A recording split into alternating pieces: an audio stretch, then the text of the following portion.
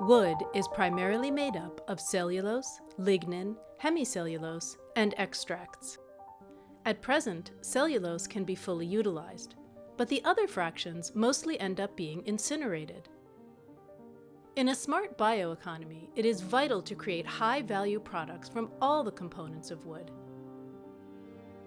Indeed, lignin, hemicellulose, and the inherent properties of the extracts offer tremendous opportunities that researchers are exploring. The problem in utilizing lignin has been its poor water solubility and difficult chemical structure, which even varies from tree to tree.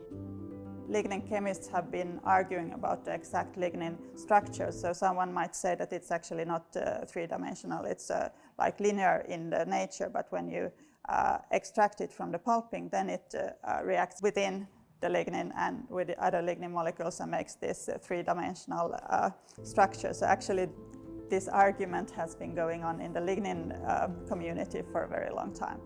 So I think that if you can't even agree on the structure, that might be one reason why it's difficult to utilize. Professor Monica Österberg has developed an ingenious way to bypass this problem. Using a simple method, she is able to reform lignin from irregular shapes into spherical particles. This causes the lignin to behave in a predictable way. And best of all, these nano-sized lignin spheres can be made from the cheapest lignin, which is an abundant side stream of pulping. Using this craft lignin that is most available, so it's a cheap raw material, and then we can just dissolve it in an organic solvent, and then when we put it into an anti-solvent, the water, they spontaneously self-assemble into the spherical particles. Self-assembly thus creates perfectly shaped spherical particles. They are all perfect spheres. That's how nature wants it. It's the lowest energy form. I mean, if you go to nature, you're not going to find squares or stars. The sphere is the minimizing the surface area, very simply. So that's the form. That's why water droplets are also spherical and not square. Nanomaterials are usually very expensive to produce. However, these nanospheres are surprisingly cheap and easy to make. The process is very cheap. So when we have calculated on the cost of the process, I think we are below €1 per kilo. So, and that's a lot of the cost comes from the lignin.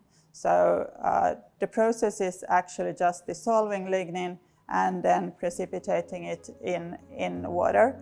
Lignin nanospheres can be utilized in many different applications, replacing fossil-based raw materials for adhesives and cosmetics. As a coating, nanolignin forms a breathable, water-repellent, and decay-resistant wood preservative.